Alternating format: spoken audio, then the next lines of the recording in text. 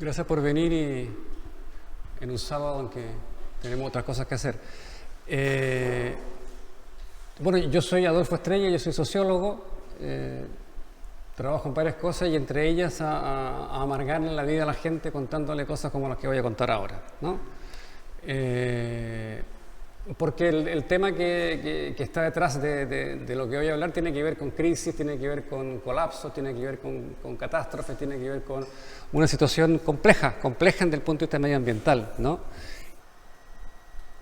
Yo pienso, y una inmensa minoría, pensamos que estamos ante una gran encrucijada, es decir, que estamos a principios del siglo XXI, donde afrontamos un cambio de ciclo histórico y biológico y ecológico, ¿no? En todos los ámbitos, ¿no? Hay un ámbito puramente biológico y también hay ámbito civilizatorio. Es decir, los temas que vamos a tocar tienen que ver con la especie humana, con la política y con la civilización humana, ¿no? Y si no logramos establecer algún tipo de reconfiguración de nuestra forma de pensar, de lo que los franceses llaman el imaginario, ¿no? Social, colectivo, ¿no? Y las formas de organización ciudadana, creemos que no hay muchas posibilidades de que esto tenga un buen futuro. Es decir, si no logramos establecer, frente a los datos que yo les voy a mostrar, algún tipo de respuesta organizativa, algún tipo de respuesta que no sea solo la estatal ni la del mercado, sino que tenga un espacio intermedio, que es el espacio comunitario, creo que la cosa es complicada, ¿no? Entonces hay que abordarla por ese lado. Y el problema es que vivimos en un momento donde nuestra condición neoliberal, que son los 40 años de neoliberalismo, han hecho mella en lo que son los vínculos sociales, han hecho muchos estragos en lo que son nuestras formas de vida, ¿no?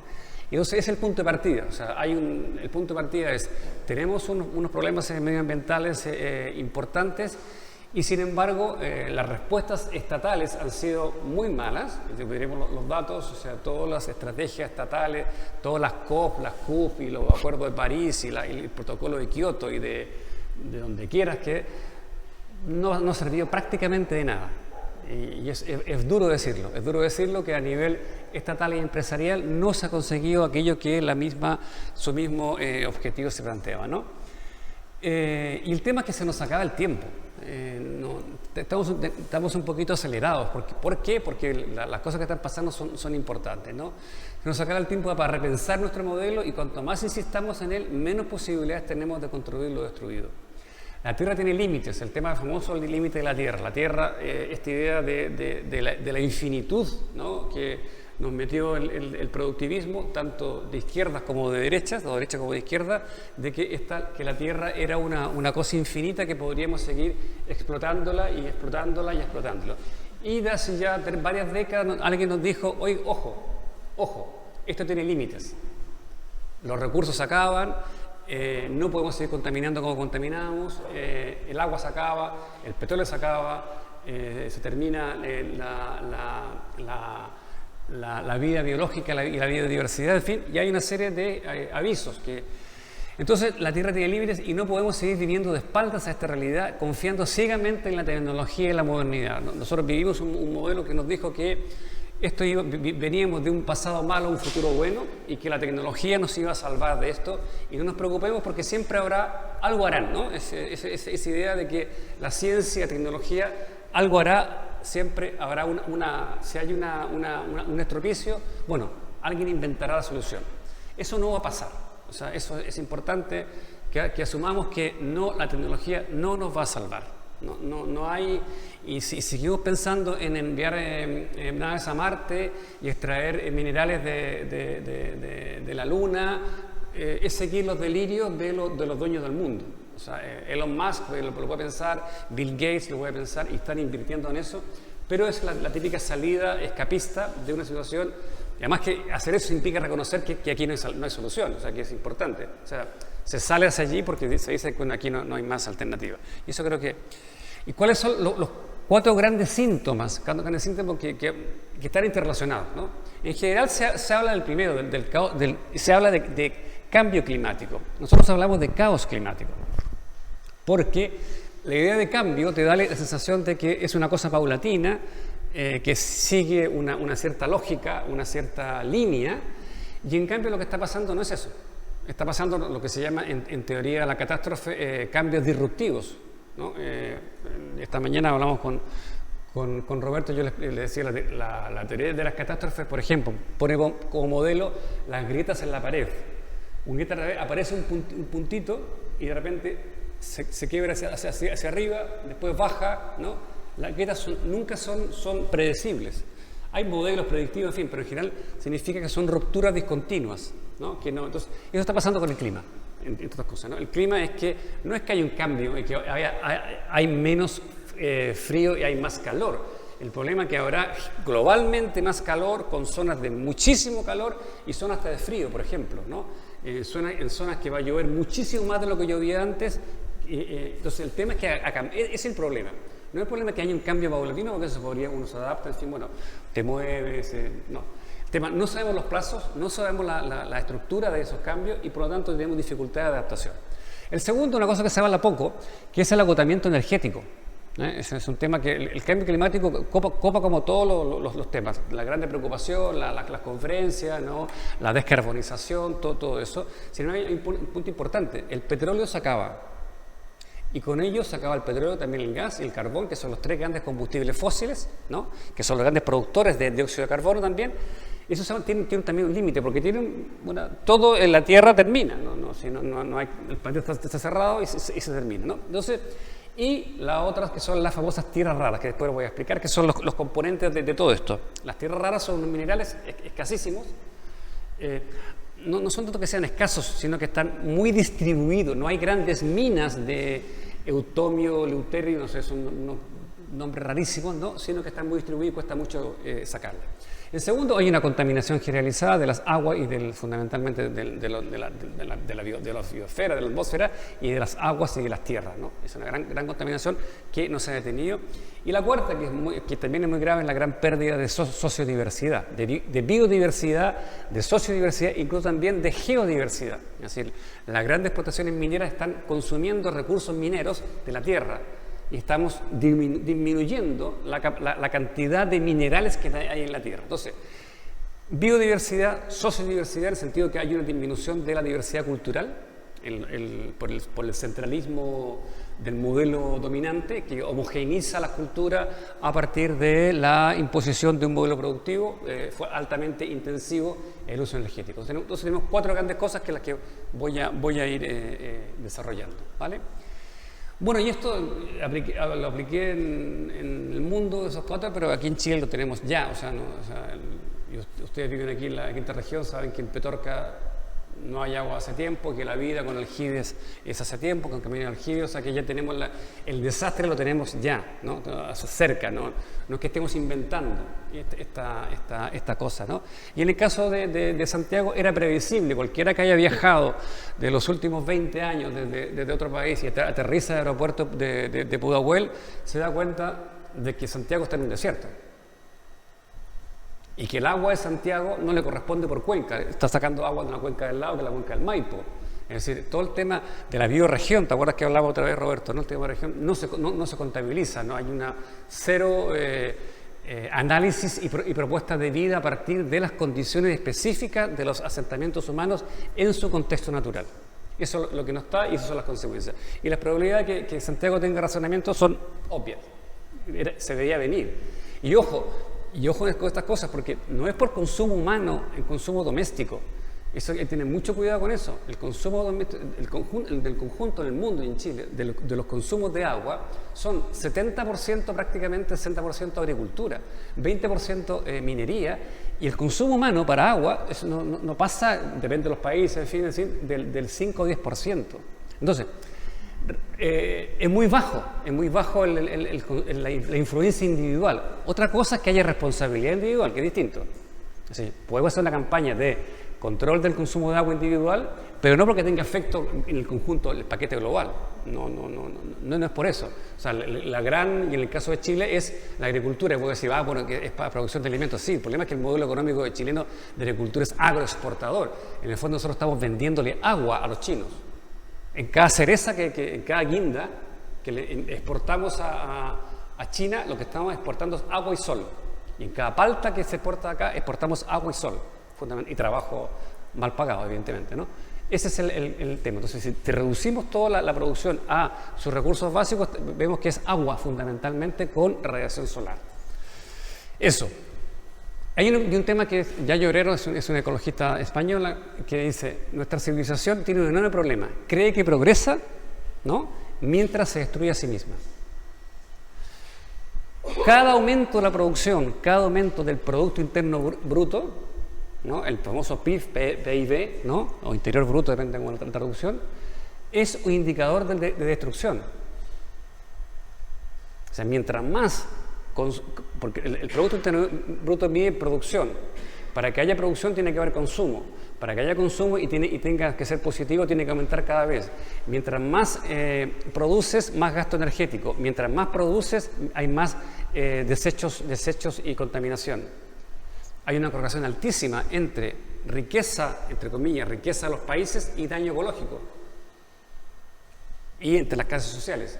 Mientras más dinero tienes, más daño ecológico produce, porque estás consumiendo más, por lo cual tú estás estimulando la producción de eso, ¿no? Y otra cosa es que ustedes saben que el Producto Interno Bruto del país deja fuera dos cosas importantísimas, fundamentales: el daño ecológico, la contaminación, el agotamiento de recursos y los trabajos de cuidado, los trabajos de está emborrachando a Roberto. No, Roberto, te voy a contar cosas más agradables. Ven para acá.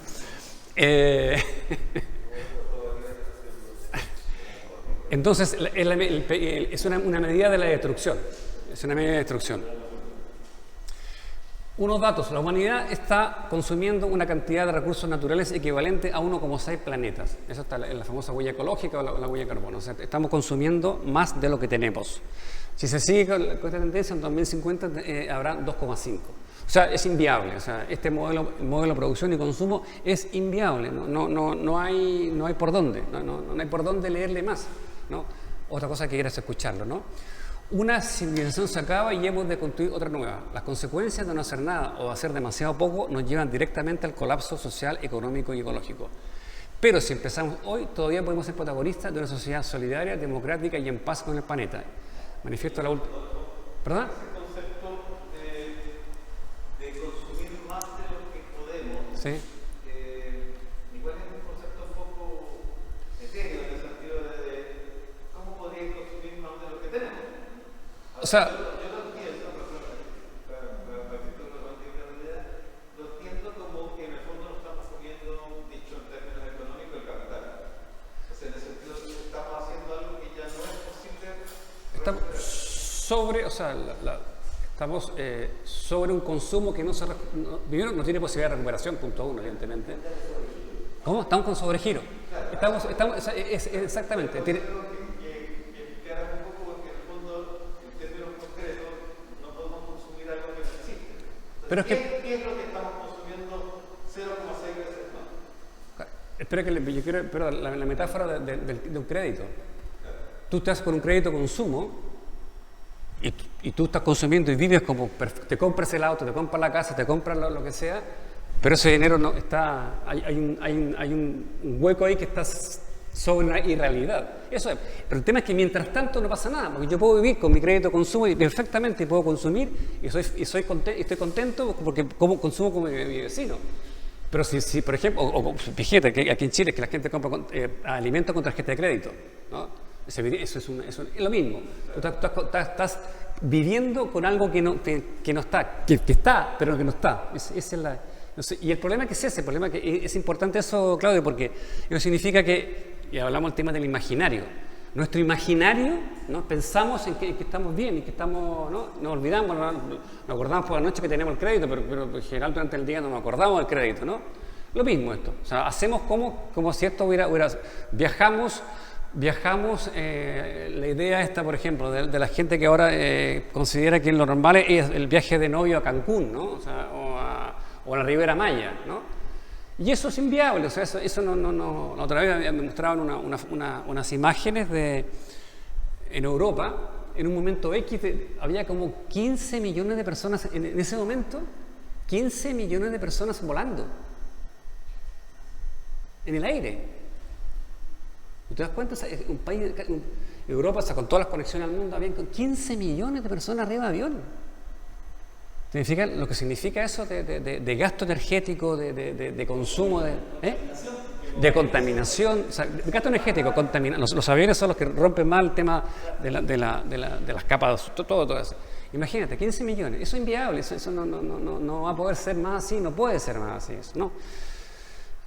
La historia es importante, la historia está constelada de grandiosos imperios que terminaron en cenizas. Ha pasado siempre. O sea, si tú le hubieras preguntado no sé, al último emperador azteca o el emperador romano, si pensaba que su mundo se iba a acabar, de hecho, ¿por qué? ¿No? Estoy súper bien, ¿no? No, también decía eso, si uno le hubiera preguntado a un dinosaurio, ¿usted cree que usted va a desaparecer? Dicho, no. Claro, ese es el problema. Pero la historia nos dice que ha habido una gran desaparición de civilizaciones. ¿Cuál es la diferencia que tenemos ahora? Y esto es importante. Es que es la primera vez que nuestra civilización es mundial. Todas las demás desaparecían los aztecas, porque estaban más arriba los mayas, más abajo los incas, los romanos. Habían lugares, ¿no? Habían lugares donde otra vez la especie humana podía renacer. En este momento está lo que se llama un sistema complejo. El mundo se ha transformado por efectos de la globalización capitalista en un sistema complejo. ¿Qué es un sistema complejo? Un sistema complejo es un sistema que tiene muchos elementos, ¿vale? Con muchas interrelaciones entre los elementos, y cada nodo es muy dependiente del otro. Es decir, lo que les falta a un sistema complejo es autosuficiencia de los nodos, de los puntitos, sean nodos, sean ciudades, sean empresas, como sea, ¿no? Si tú dibujas el gráfico, te vería así, puntitos son líneas. El sistema se hace muy complejo. Hay una hiperespecialización. Es un tema importante, el tema comunitario es romper con la hiperespecialización. Es decir, lograr mayor autosuficiencia, ojalá de todo tipo, ¿no? Porque a mayor autosuficiencia, menos dependiente eres de lo que pasa en el otro, ¿no? Tú te puedes juntar y puedes ser dependiente y hacer algún tipo de división del trabajo, pero no todo, porque ahora nosotros dependemos, no sabemos, nos sueltan ahí y no sabemos qué hacer, o sea, todos los recursos provienen del exterior. Entonces, cuando se hace global, esto se complica mucho más todavía, ¿no? Y ya estamos pasando, o sea, las pequeñas crisis de suministro están llegando un poquito, ¿no? La famosa, uno va a comprar y dice, no, el barco chino no llegó, no trajo la no sé qué, no llegaron determinados medicamentos, no llegó el chip para no sé qué. Está pasando eso, porque el petróleo se está encareciendo, y como ya el modelo está basado en una hiperespecialización productiva en China. No, los chinos han logrado este desarrollo porque el modelo dijo, yo no produzco más autos en Berlín y los prefiero producir en China. Y China dijo, encantado, y yo lo recibo a ustedes. El problema es que ahora la dependencia de China es altísima. Y pasa un problema con la distribución y ya el mundo entero empieza ya a temblar. ¿Dime?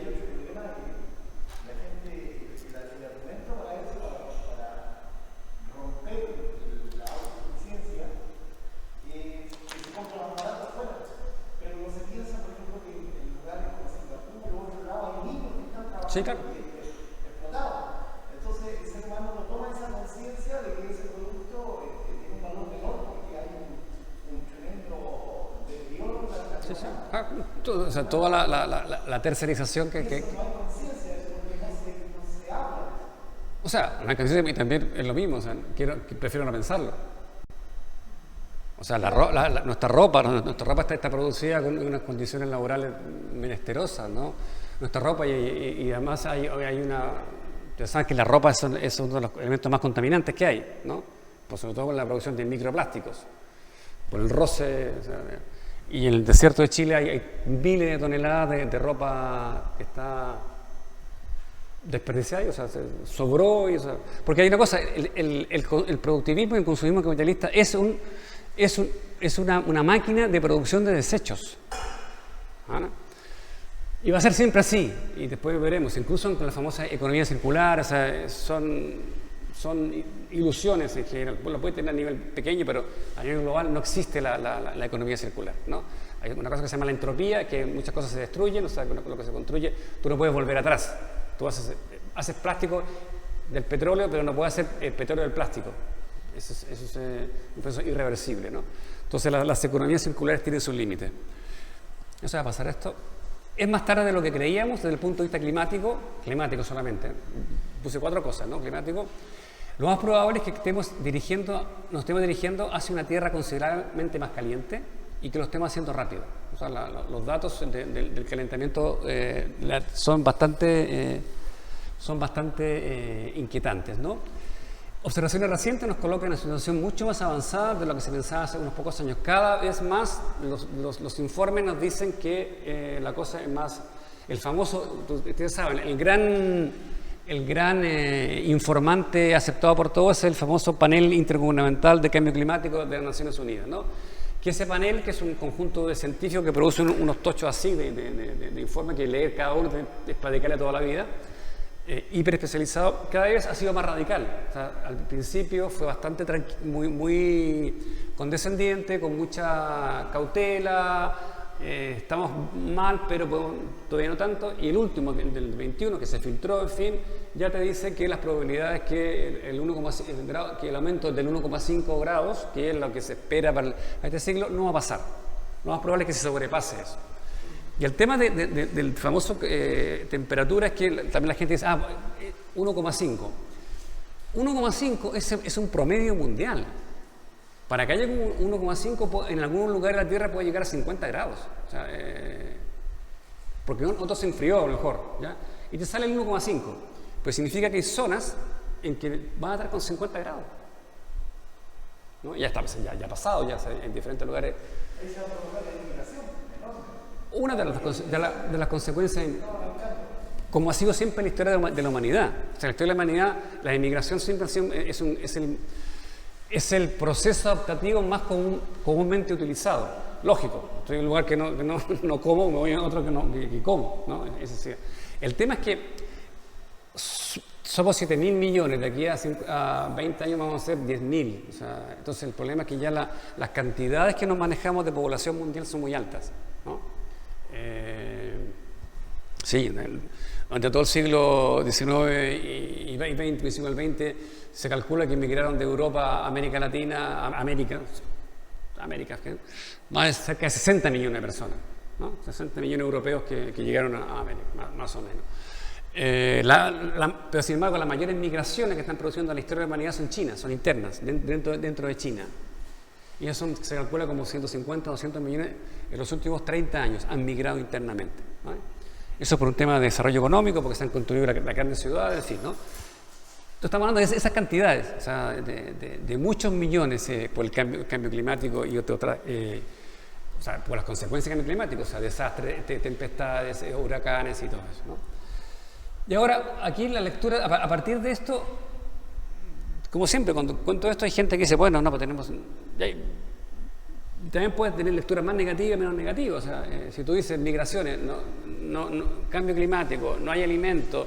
Y aquí viene todo el tema, la vieja discusión entre Rousseau y Hobbes. El hombre es lobo para el hombre y en situaciones de crisis lo que hacemos, vamos a comernos entre todos, o aparece el hombre solidario, el hombre comunitario, y hay de las dos interpretaciones. Yo, depende del día, me levanto con una pata optimista o la pata negativa, ¿no? Y tenemos ejemplos de los dos tipos, ¿no? Hay un libro muy bonito, un libraco grandote de una mujer, Rebecca Stolnitz, que analiza, ella es de las positivas, ella dice que cuando se producen situaciones de crisis lo que emerge es el hombre colaborador, y analiza los estudios, los casos del huracán Katrina en Estados Unidos, el incendio de San Francisco en 1902, el terremoto de México, en fin, analiza muchos casos, y su tesis es que en esas situaciones lo que aparece más bien en la capacidad autoorganizativa, y que cuando han habido problemas es porque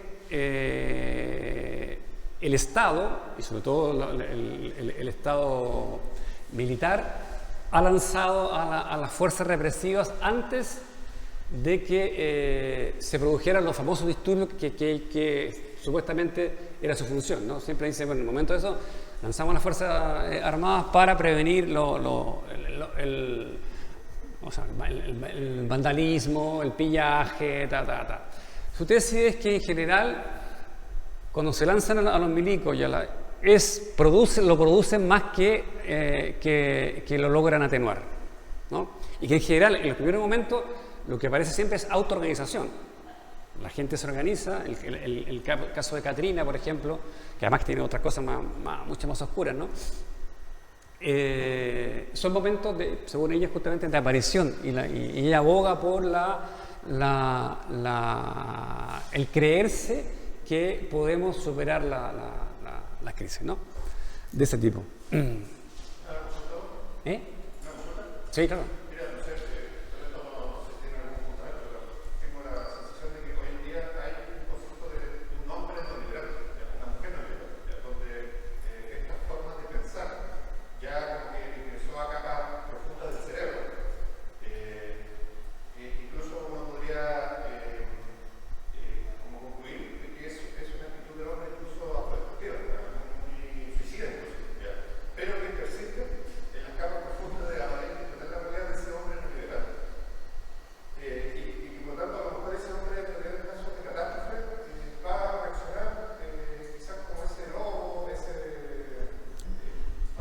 Es que esa es la discusión, o sea,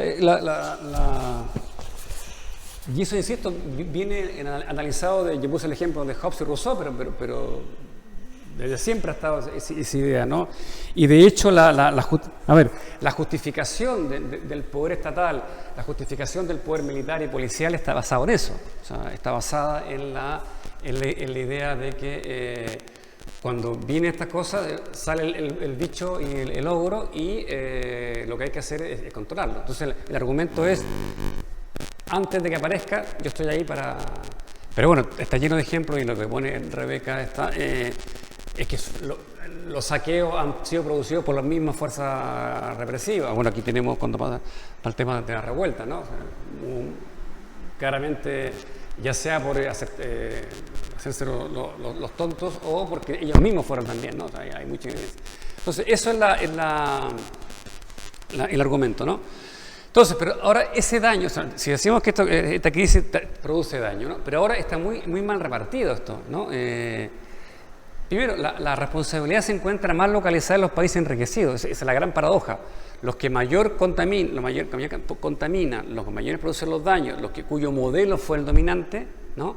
Son los que tienen más recursos para sobreponerse, y son los que menos están recibiendo los daños.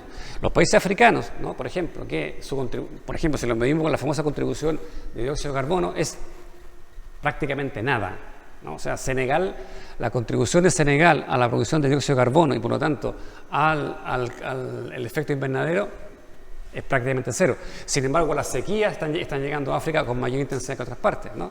Entonces, hay muchas asimetrías de eso, ¿no? Las naciones más industrializadas emiten el 64,5% de los gases de efecto invernadero. O sea, la diferencia es brutal, ¿no? China y Estados Unidos liberan las emisiones, se van moviendo ahí. Los países empobrecidos emiten 35% y que tienen muchísima mayor población, ¿no? Entonces, Chile emite 0,25%, no es nada. Y es un tema que también me gustaría hablar cuando se habla del famoso tema de Chile, participa en la COP y los procesos de descarbonización. La descarbonización de Chile no tiene, o sea, el argumento para descarbonizar en Chile no es la producción de efecto invernadero, es el daño ecológico que hacen las termoeléctricas. Ese es el cuento. Claro, o sea, no es un tema que vamos a parar porque vamos a contribuir al calentamiento global. 0,25 es nada. Ahora, otra cosa es que, insisto, como lo anterior, es bueno para tener conciencia de lo que está pasando, eso sí, o sea, y se puede usar como elemento comunicacional, educativo, es importante. Pero ahí hay que diferenciar entre responsabilidad, ética e incidencia. Dos cosas. Yo éticamente, individualmente, tengo que hacer muchas cosas. Ahora, tengo que ser claro que mi incidencia es mínima. ¿no? Como el tema que decía antes del agua, lo mismo. Como responsabilidad ética, yo debo evidentemente tener una práctica de ahorro, debo enseñar a mis hijos y a mis nietos al ahorro, efectivamente, pero la incidencia es mínima, individual, ¿no? Oye, Adolfo, ese asunto de la contaminación que producen los grandes y que afecta a los pequeños, no solamente como efecto global, en el sentido, por ejemplo, cambios de temperatura y todo eso, sino también a veces como efecto directo. Yo me recuerdo en los años 70, en Suecia se decía que la segunda ciudad de Suecia era Sao Paulo, porque en realidad todas las grandes industrias suecas estaban metidas así, porque se llevan los obreros, el daño que... Claro. Sí. Bueno, o sea, que hablamos de la asimetría, o sea, por eso que el discurso estamos, cuida tu planeta, estamos, es muy falso, porque en rigor quienes están dañando son otros, o sea, y aquí, y eso es un tema que vamos a hablar, o sea, yo creo que estamos en un momento en donde confluyen, siempre confluye, pero con más fuerza, ahora, la emancipación política con la supervivencia como especie. Por primera vez es tan clara esta unión. Es decir, que la acción política en la actualidad tiene que considerar el tema de la supervivencia. Y al revés, los temas de supervivencia tienen que considerar los temas políticos. Es decir, que están juntos, ¿no? Entonces yo creo, y aquí después yo lanzo, ¿no? Pero hay un tema en lo que dice que el impacto más global uno no tiene incidencia, pero hay manifestaciones locales también, o sea, Sí, claro. el tema del agua, Sí. afectando ahora lo dice.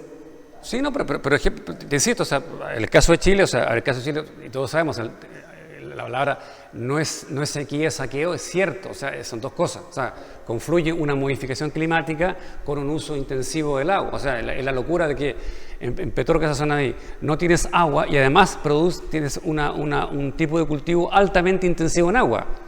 Entonces, es la... ¿sí? Cuando tú hablas del discurso, es solamente para los países subdesarrollados, en el fondo, para que cambie sus políticas ambientales. ¿No será que se están globalizando las culpas? Y realmente los responsables, digamos, no hacen nada con el cambio climático. Y finalmente lo que quieren ellos es repartir su culpa en el resto de la población para que la gente, digamos, tome una acción sobre esto y ellos se permanezcan en el anonimato de la masividad de la gente. Claro, o sea, es que, te insisto, o sea, vamos a ver, lo que tú decías, Lorenzo, o sea, efectivamente hay transformaciones globales con efectos locales, eso es así. Pero te digo, lo que estamos viviendo ahora, y a diferencia de otras épocas, es la globalidad del cuento, es lo más distintivo, ¿no? O sea, la civilización maya se sabe que, por ejemplo, o azteca, se sabe, hay altas teorías de que fue por un tema de cambio climático, o sea, se secaron los acuíferos y porque su modelo de riego, ¿no? y su sistema de distribución de agua está basado en una X cantidad de lluvia y ellos no tienen ríos, por ejemplo, tienen otro sistema súper complejo, tienen que hacer... Claro, les varió durante un periodo de tiempo, les varió la pluviosidad y el modelo tecnológico no está adaptado. No fueron capaces de adaptarse con la velocidad necesaria a ese cambio de ritmo climático. Claro, sí me ha pasado. Pero claro, aparecen otras civilizaciones que... Ahora no, el tema es que lo que se mueve es el conjunto. Si ese es el problema, por eso vuelvo a lo anterior. Estamos en un momento de que el sistema complejo Tierra, ¿no? Gaia, como podría, ¿no? Como le llaman, ¿no? Algunos, ¿no? El sistema Tierra está tocado. El sistema en conjunto de la Tierra está tocado, con todas sus variables, climática, de temperatura, de recursos, de contaminación. Los ciclos están alterados, ¿no? Vamos a ver cuáles son los ciclos que están más alterados, ¿no?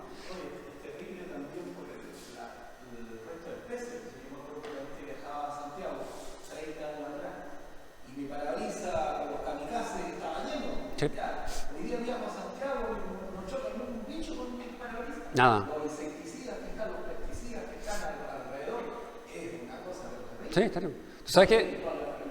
Tú sabes que ese sistema del parabrisas lo utilizan para un indicador de de vida de insectos.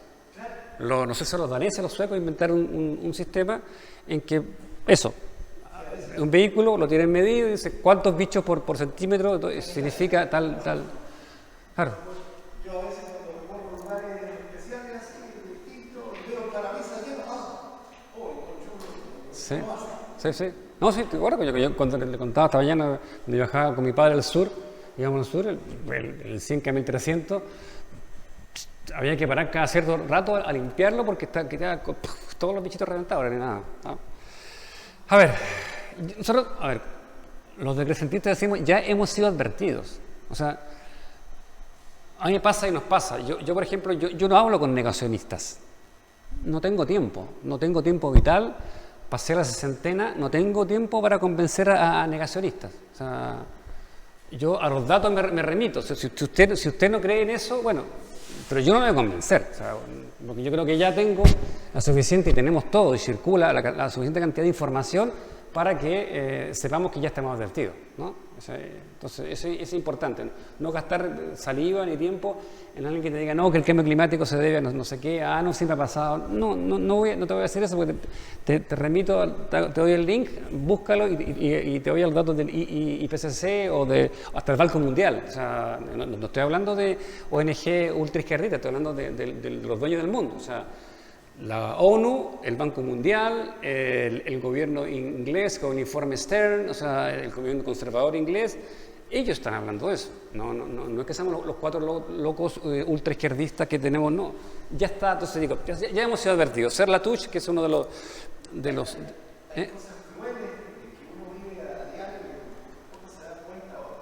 uno va a comprar primero va al supermercado y busca bebida, todas las bebidas que están heladas en las hieleras son todas desechables. Sí. Y las retornables son mínimas y están en el control. ¿Y por qué? Porque a las empresas vestibles, ¿no es cierto?, no les conviene lavar una botella. Les conviene seguir inflando una botella nueva y les sale más económico. Sí. No, más que está la industria del plástico, ¿no? Detrás. Ojo, la industria del plástico, eso no se sabe, es la misma que la industria del petróleo. Es la misma. O sea, tanto físicamente, porque el plástico es el petróleo, pero que también los dueños de la producción de plástico son los mismos dueños de la producción de extracción de petróleo. Entonces, eso es importante. Entonces, dice Latouche, la lista de catástrofes ecológicas presentes y anunciadas ya está hecha. Ya sabemos cuáles son los daños, ¿no? La conocemos bien, pero no la asumimos. No podemos imaginar la magnitud del choque hasta que no se haya producido. Sabemos también lo que hay que hacer, es decir, cambiar de orientación, pero no hacemos prácticamente nada más. Miramos a otro lado mientras la casa se termina de quemar. Y eso ya sea por angustia, ya sea por decir, no, ya va a venir alguien, la ciencia nos va a salvar, y la geoingeniería van a poner unos paneles en la estratosfera y va a desviar no sé qué, o vamos a lanzar polvo de aluminio sobre las nubes para evitar, o sea, todas esas fantasías que primero que a mí me asombra que haya gente que lo piensa, pero bueno, hay gente que lo piensa. Después me asombra que el pensamiento de la inteligencia ingeniería esté pensando en esas cosas, gastando pensamiento y energía en eso y no otras cosas, pero es así, ¿no? Disponemos de las evidencias científicas y de las señales visibles y obvias que anuncian que la especie humana, a través de un modelo productivo depredador, ha alterado las condiciones de posibilidad de todas las formas de vida, no solo la propia, eso es importante. O sea, nosotros nos estamos cargando, nos estamos echando al bolsillo, porque si nos hubiésemos suicidado solitos, bueno, el tema es que nuestro suicidio es ecocidio. Ese es el problema, ¿no? Es que somos la primera civilización que con su autodestrucción, los mayas desaparecieron y siguieron los jaguares y las plantas y al revés, taparon la selva, en fin. Ahora es la primera vez que nos vamos todos juntos. O sea, la tasa de extinción de especies es terrible. Es terrible. Es terrible. Entonces, ese es el problema, ¿no? Estamos experimentando de manera acelerada un desequilibrio sistémico generalizado. Esa es la palabra. Hemos roto, se está rompiendo los equilibrios sistémicos, ¿no? El planeta tenía una cierta, ¿no? una estabilidad con todos sus cambios, con todos sus diferencia, pero se contrarrestaban, ¿no? Y sabíamos que si un año no llovía, después llovía, etc.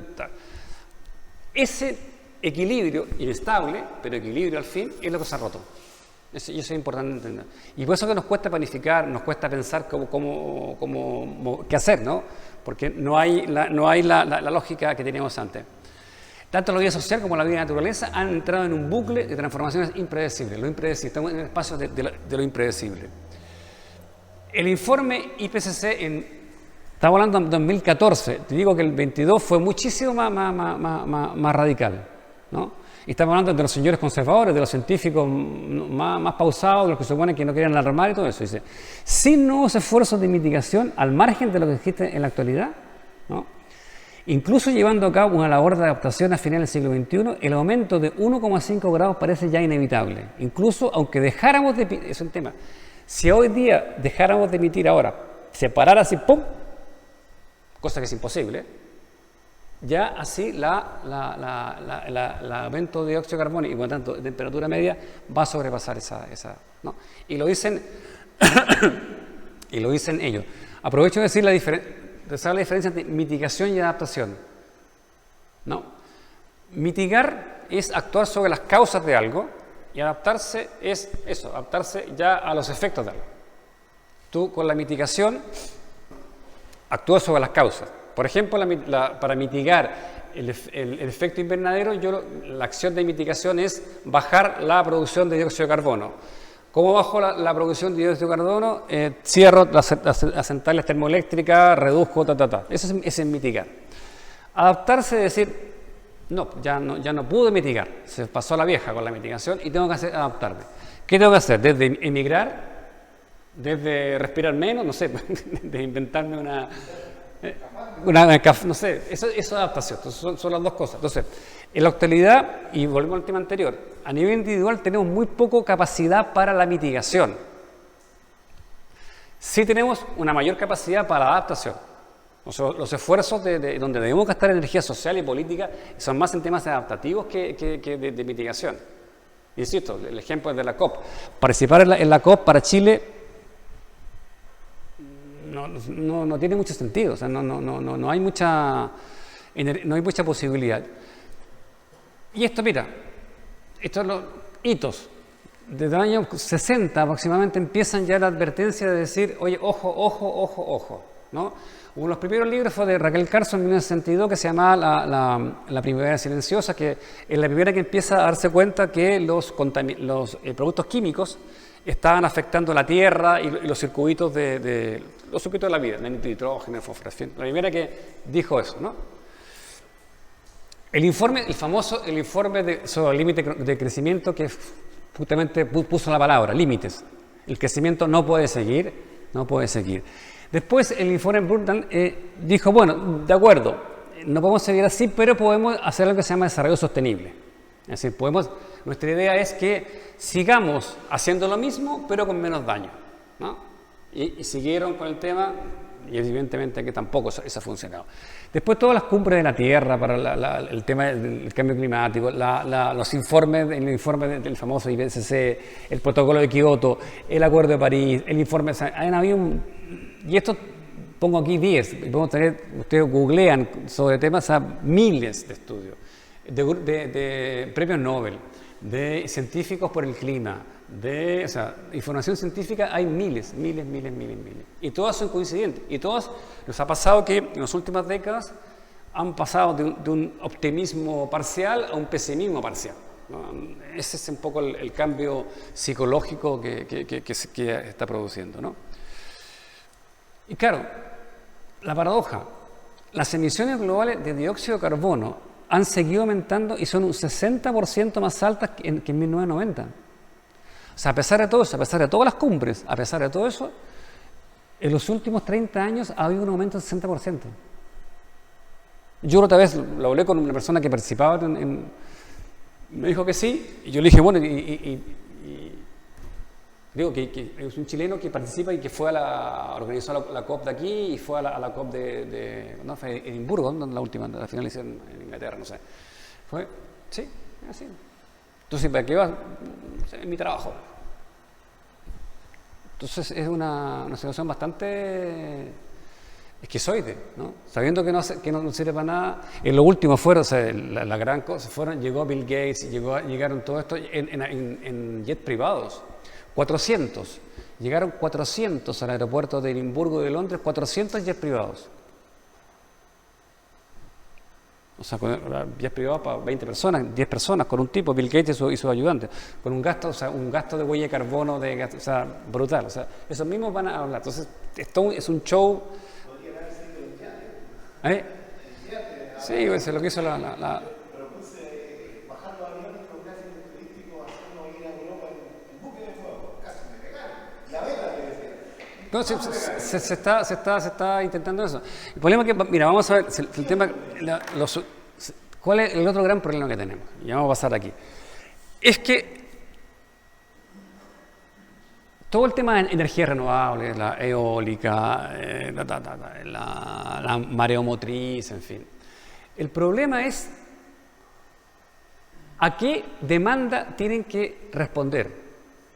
Si tú quieres mantener los mismos niveles de producción y consumo y por lo tanto los mismos niveles de gasto energético, ninguna de las tecnologías alternativas ni por volumen, ni por ritmo tienen capacidad de responder.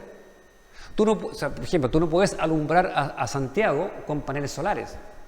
Tendrías que tener tapizado el desierto de Atacama, la cordillera llena de roditas de estas de molino. Entonces, la única posibilidad, y por eso el tema hablamos de crecimiento, tienes que bajar el consumo, si no hay alternativa. No hay alternativa. Si tu idea era que tú ibas a hacer lo mismo de siempre, pero verde, no es así. O sea, es un sueño, es una ilusión. No va a pasar eso. Un tema técnico, pero que es importante, no solamente un tema de cantidad de energía, sino también un tema de potencia, es decir, concentración de energía. Las energías alternativas ninguna pueden lograr la concentración de energía que tiene, digamos, el consumo de petróleo. Entonces, nuestro mundo está pensado, mira, un ejemplo sencillo y doméstico. Para mover un refrigerador, para que parte un refrigerador, necesitáis como 20 metros cuadrados de panel solar. Bueno. Es solo en la partida, ¿cierto? Después baja absolutamente. Pero ese mismo fenómeno se produce a nivel global. Sí. O sea, nuestra civilización está hecha de manera que las potencias, no solo la cantidad de energía, sino las potencias que requeridas son gigantescas. Sí, pero eso es el diferencial de... A ver, ¿por qué el petróleo? El petróleo tiene varias características importantes. Uno es la potencia energética, es decir, por unidad de líquida, tiene una gran capacidad energética. Dos, tiene una gran capacidad de movilidad, de desplazamiento. Tú puedes llevar, el barco te lleva miles de un lado a otro. El sistema de distribución puede ser terrestre o por oleoductos, o sea, tiene mucha energía eléctrica. Y ese es el tema. Las energías alternativas son principalmente productoras de energía eléctrica. Energía eléctrica es lo que tiene dos problemas fundamentales: la altísima dificultad de acumulación, y segundo, que el modelo productivo que tenemos no está basado en energía eléctrica y no está acostumbrado a la movilidad que te daba la energía del petróleo, de moverte. O sea, entonces, La energía eléctrica no es casi, aunque a uno le parezca extraño, pero es muy caro desplazarla. sí. La cantidad de energía que yo necesito en este salón, si yo lo produzco aquí, puede ser un cablecito de 3-4 litros. Esa misma energía, si yo la tengo que poner en el salón, Claro. Por eso, perdona. Se habla de la electromovilidad, ¿no es cierto? A Santiago, los buses, todos ya los buses eléctricos y hablan de el gran cambio, pero resulta que los buses tienen que ir a cargar la batería y de dónde van a sacar energía para transformar, para tener la batería llena de electricidad de nuevo. Entonces, quedamos en la misma. Vamos a tener tremenda central para ir a cargar la batería para que lo Pero aparte de eso, en la construcción de las centrales estas, supongamos que existieran, tú vas a gastar energía. Y por lo menos en la fase inicial vas a requerir energía de petróleo otra vez. Entonces estamos en un circuito vicioso, no hay una, aparte de que, por ejemplo, el tema, lo que hablamos, las tierras raras, en fin, por ejemplo, todo el sistema eléctrico para los motores, por ejemplo, está lleno de tierras escasas, de minerales escasos. El tema, ya lo vamos a ver aquí, pero el tema también de los famosos molinos. Los molinos son difíciles de construir, producen erosión en los lugares donde se construyen. Las astas, las palas que le llaman en España, tienen serios problemas para ser recicladas, porque están hechas de fibra de vidrio. La fibra de vidrio es un material de muy difícil reciclaje, ¿vale? Otros componentes se pueden reciclar mejor, pero esa asta, ¿cómo se llama? Aspas, ¿no? Aspas son muy distintos y son una cuadra, son enormes, entonces hay complicaciones con eso, ¿no? Los satélites están aquí, bueno, ¿por qué? Lo que veíamos, ¿no? Primero el cambio climático, ya lo sabemos, ¿no? Se acabó la normalidad, o sea, el caos climático es un tema de ruptura de normalidad, y eso es para cualquier economía, para cualquier cultura que no tenga normalidades es altamente peligroso. O sea, es muy difícil planificar, es muy difícil actuar, es muy difícil saber qué va a hacer, ¿no? Imagínate la industria del turismo, lo más evidente, ¿no? Imagínate el turismo que no tenga que saber si habrá o no habrá agua, lloverá, es terrible, ¿no? Ya no llueve ni llueve como antes y los veranos son más calurosos, o llueve a destiempo y en lugares en los que habitualmente no lo hacía con esa intensidad. Aparecen tornados en otros hemisferios, los glaciares desaparecen y el agua dulce comienza a escasear como efecto de las sequías persistentes. Todos esos movimientos, o sea, del punto de vista económico y del punto de vista psicológico y psicosocial. O sea, es un estrés cultural muy alto el tener esa variabilidad, ¿no? Y el tema ya no puede ser comprendido como un tema meramente ambiental, el tema climático. O sea, no es que haya calor y que no. Es una alteración mucho más intensa de la cultura, de la producción, de la economía, ¿no? Y es uno de los problemas más complejos que hemos enfrentado la humanidad, porque estamos hablando de humanidad. El tema es que ya lo que decíamos anteriormente, ¿no? Es un tema de globalidad, no es un tema que nos pasa en un país, en un continente, en una región, es la humanidad la que está afectada. Vamos a hacer esto. La naturaleza nos envía muchos mensajes claros, comprensibles, pero muchos otros que no sabemos leer, ¿no? No sabemos leer porque cualquier condición caótica implica precisamente la ruptura de los códigos que permiten su lectura. Nos cuesta, hemos perdido el código, ¿no? ¿Cómo es esto que está pasando, no? No sabemos cuál será el nuevo equilibrio que nos tiene preparado la naturaleza, ni si nos tiene contemplados en él. Lo más probable es que no estemos en sus próximos planes, y eso es importante. Hay dos niveles que se dice el tema. ¿Cuál es el desastre civilizatorio o el biológico, ¿no? Probablemente como especie podemos sobrevivir. No sé, en diferentes lugares van a haber... ¿no? Ahora, como civilización, lo más probable es que no. O sea, y lo que nos viene, si sigue esta tendencia fuerte, son formas de vida mucho más austeras, mucho más necesitadas, evidentemente con menos uso de recursos, con menos consumo, y incluso en algunos casos dramáticamente con menos consumo. Y eso tiene lecturas, y ya me adelanto, hay lecturas positivas. Hay gente que dice, bueno, no queríamos que se destruyera este mundo, no nos gustaba este mundo, ¿no? Ya pues, va a pasar. Ahora, el tema es que es por suicidio, no lo cambiamos nosotros, sino que el mundo cambió porque se autodestruyó. El mismo marcó sus límites, los superó y se destruyó. Entonces, hay gente que dice, bueno, que nos va a quedar es una vida mucho más rural, en fin, para algunos es aburridísimo porque no hay malls y no hay supermercados, y para otros es fantástico, ¿no? O sea, eso es lo que yo quería vivir más austeramente, quería vivir en espacios sociales más chiquititos, ¿no? Entonces ahí también para todos los gustos. El agotamiento energético, nuestro mundo ha crecido al abrigo de la energía barata y aparentemente inagotable que proporcionaba el petróleo barato. Ojo, lo que sacaba no es el petróleo, sacaba el petróleo barato. ¿Se acuerdan las películas yankees cuando iba el tipo, se hacía perforar, saltaba? Eso era porque el petróleo estaba a 4 metros, o sea, hacía así y saltaba. Ese petróleo, el fácil, el que está en capas superficiales, relativamente superficiales, que puede ser 100 metros, 50 metros, hasta 1000 metros, ¿no? Ese ya se ha acabado. Entonces, ¿qué es lo que hay? son petróleos caros, que se sacan, por ejemplo, de fondos submarinos, que implica una infraestructura tecnológica muy compleja para sacar, con lo cual encarece los costos. A través del fracking. El fracking, ¿saben lo que es el fracking? ¿Alguien sabe? El fracking es petróleo, ¿sí? ¿Tú sabes? ¿Sí?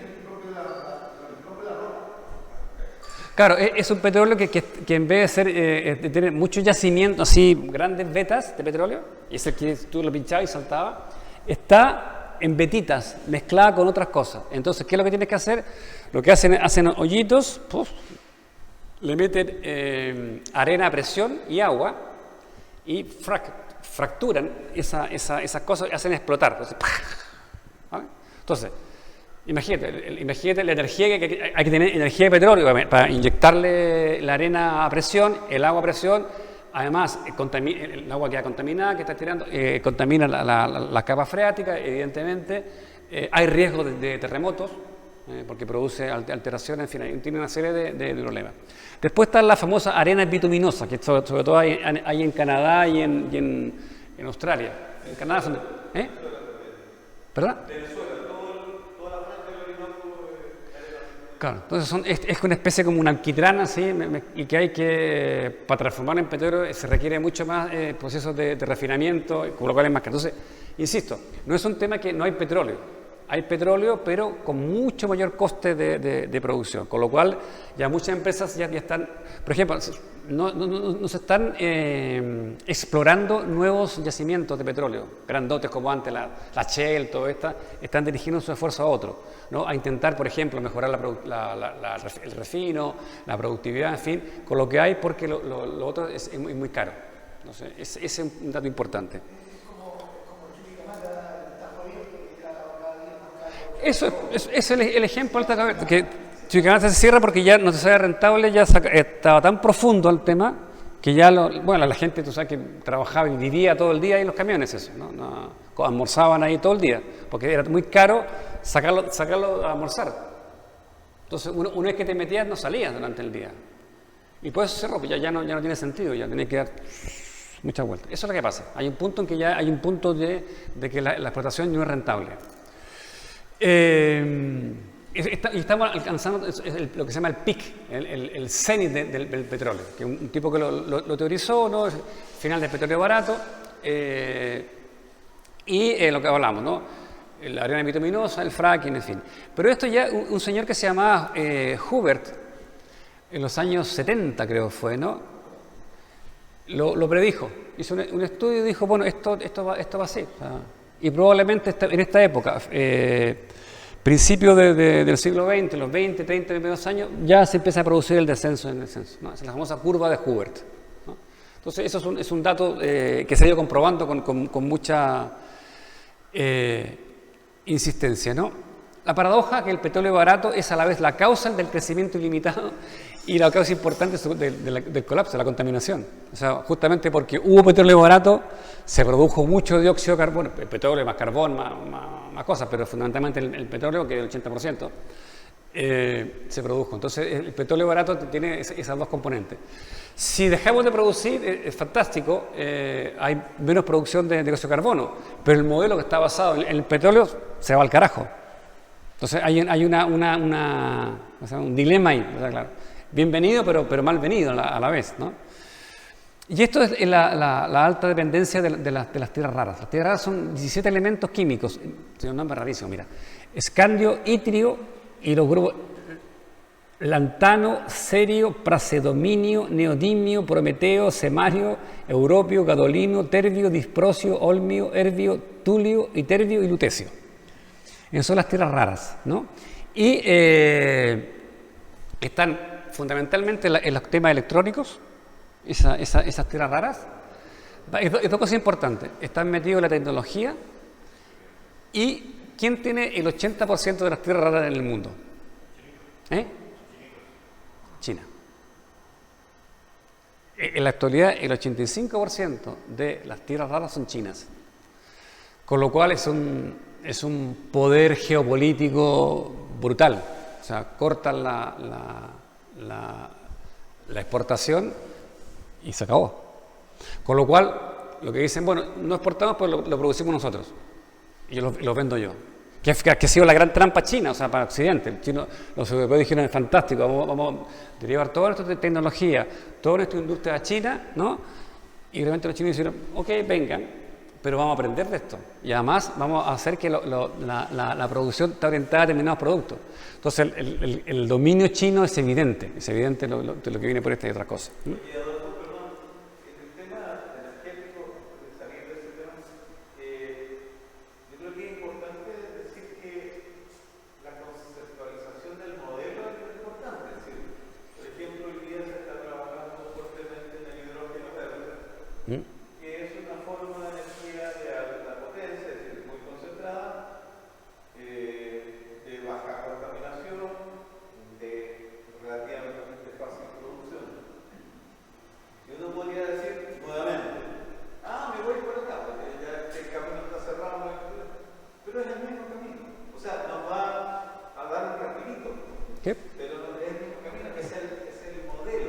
Mira, si es más lejos, uno mira aquí el paisaje, y si uno no mira con ojos agudos, no ve nada. En realidad, estos arbolitos que están aquí son arbolitos que no se ríen jamás y que tienen un equilibrio perfecto.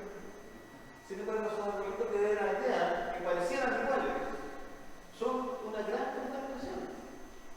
Esos arbolitos que se llaman eucaliptos son los mayores evaporadores que hay en la Tierra.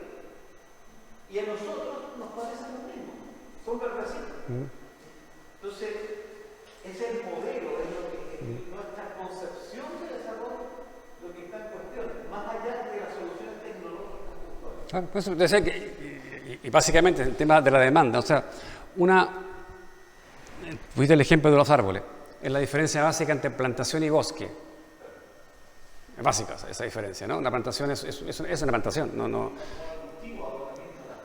no, pero más que no tiene biodiversidad, fundamentalmente su objetivo es otro, la producción está pensada en las líneas, un bosque jamás es lineal, un bosque natural se quema con mucha más dificultad que una plantación, porque un bosque natural se quema con más dificultad, las infecciones entran con mayor dificultad justamente por la biodiversidad, ¿no?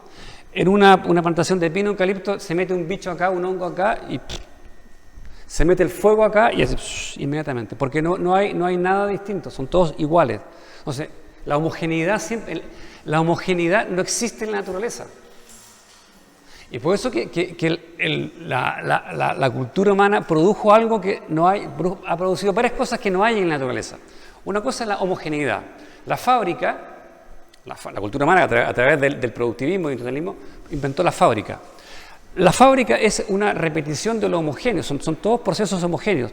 Todos los días se hace lo mismo, una cosa entra por aquí y sale por allá, ¿vale? Es la homogeneidad, ¿no? Inventó cosas que no hay en la naturaleza, que por ejemplo es el plástico.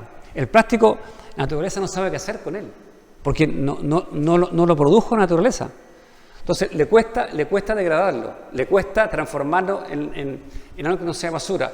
Otra cosa, en la naturaleza no existe el concepto de basura. No hay basura, todo se ocupa.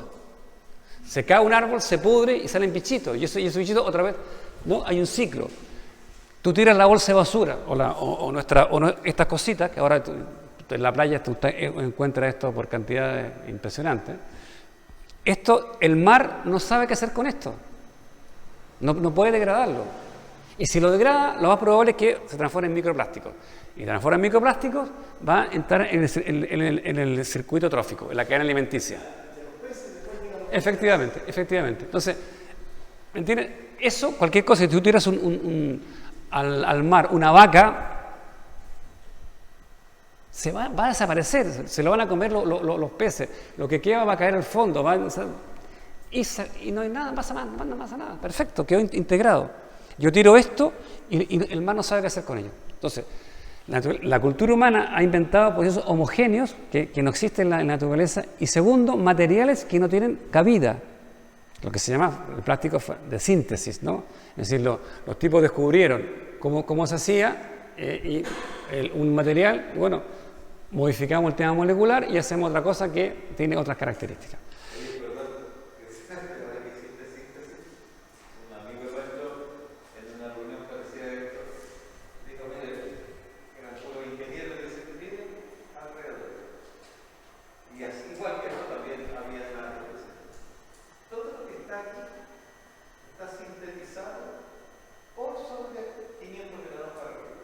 ¿Sobre qué? 500 grados Celsius.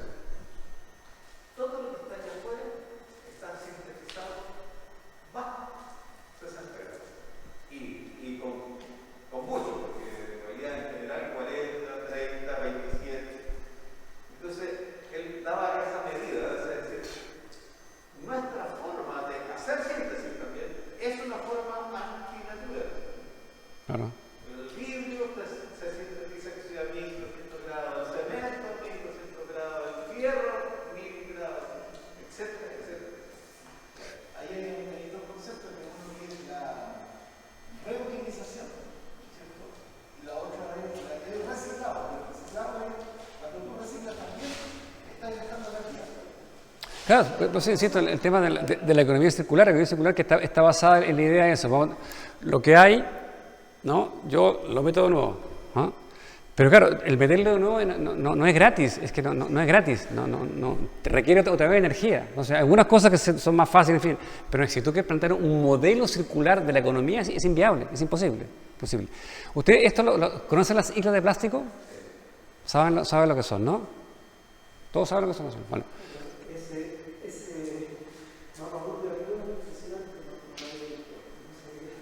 Son las 5 grandes islas de plástico que hay en el mundo. Las islas de plástico se producen por corrientes que en determinados lugares del Pacífico y del Atlántico se producen circuitos circulares. Entonces los plásticos quedan atrapados ahí.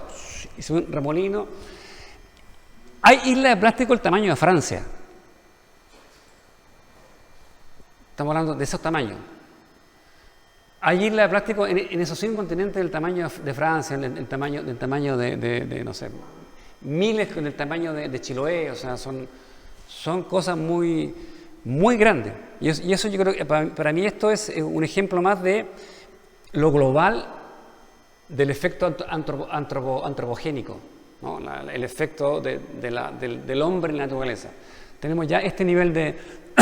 bueno, y esta isla de plástico lo que tienen son que no se van degradando, pero se van moliendo, ¿no? Por el roce de los... O sea, y hay desde botella, preservativo, estas tapitas, ya lleno de tapitas de estas, por ejemplo, todas estas cositas, ¿no? Las bombillitas para ¿eh? ¿Perdón? No, claro, no. Hay intentos de hacer esto así, pero el tema es que sacar esto... lo último que leí. Han descubierto algunas especies que ya empiezan a anidar en los plásticos. Empiezan como si fueran rocas, empiezan a anidar y ponen su huevito, en fin. Y el tema es que estas islas, hay concentraciones, pero hay una periferia que se mueve y que se va llegando a otras playas. Entonces hay un transporte de especies, ¿no?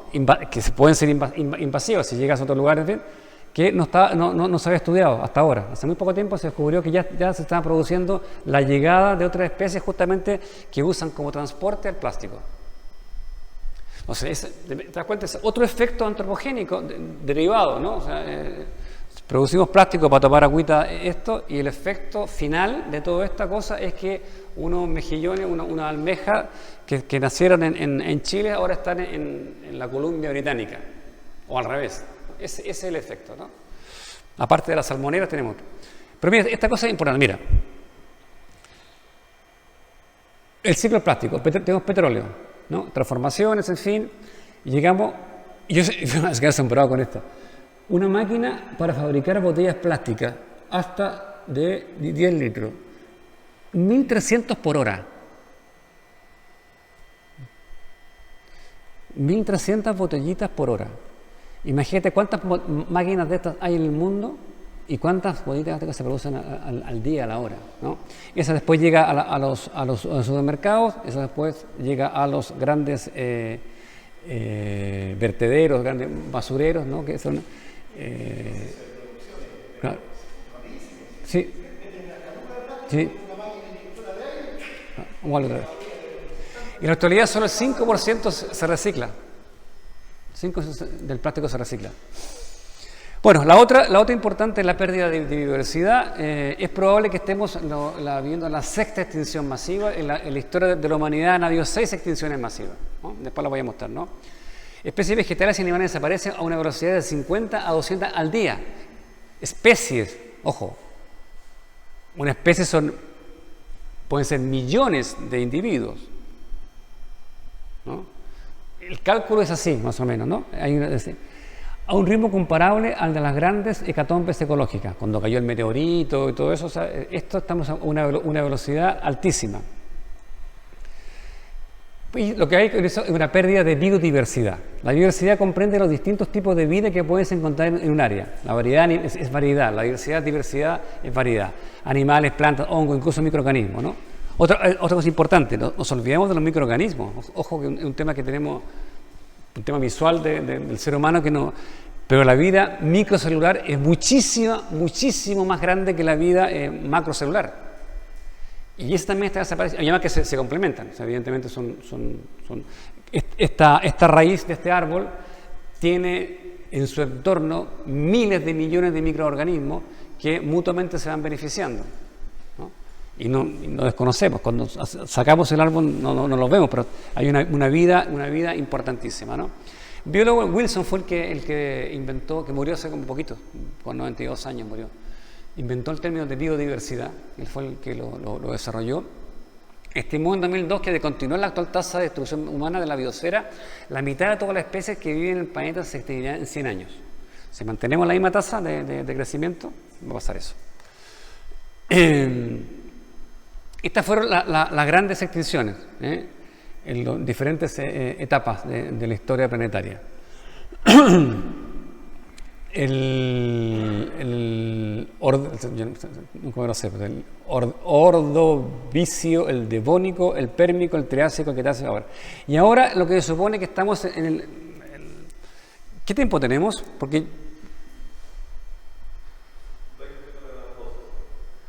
descansamos un poquito y yo creo que terminar antes de las 4 horas, pero me gustaría que viéramos un video el que subimos ¿no? Y lo comentamos, ¿les parece? Pero te falta mucho esa parte te falta mucho de la exposición, de la proyección. No, pero me gustaría que descansáramos, yo creo, sí. Un poquito de descanso. Como decía, estoy con pantalla. Como decía, voy a hacer las pequeñas acotaciones tanto a lo que hablaba en la primera parte, después con el video, ¿no? La lectura final, por lo menos la mía y otra inmensa minoría de gente que pensamos como pienso yo, es que la palabra clave es imposible un crecimiento infinito en una biosfera finita. Es imposible un crecimiento infinito en una biosfera finita. Si entendemos crecimiento como crecimiento económico y fundamentalmente crecimiento de la producción y el consumo. Lo que nos vendió en su momento el desarrollo sostenible era que podíamos seguir consumiendo lo mismo y produciendo lo mismo, pero modificando el tipo de energía, cuidando mejor los temas de contaminación, reciclando, economía circular, en fin. Todo eso se ha mostrado, llegamos en la charla que hemos tenido, se muestra que es imposible. ¿Sí? El modelo está funcionando lo que se llama actuando solo sobre la oferta, no sobre la demanda. Es decir, lo que hay que modificar es la demanda, y que incluye fundamentalmente una demanda energética. O sea, Santiago de Chile, menos Nueva York, menos Pekín, menos Ciudad de México, van a poder sobrevivir jamás, al menos en los plazos que tenemos, con parques eólicos y con placas solares. No hay capacidad ni de tiempo, ni lo que veíamos en potencia, en densidad energética. Y además es que el proceso de fabricación de esos elementos requiere energía y además genera contaminación. Entonces, es un circuito vicioso que no tiene salida. No hay posibilidad de seguir solamente trabajando sobre la oferta. Lo que hay que trabajar fuerte, si queremos de verdad iniciar las posibilidades de modificar, es trabajar sobre la demanda.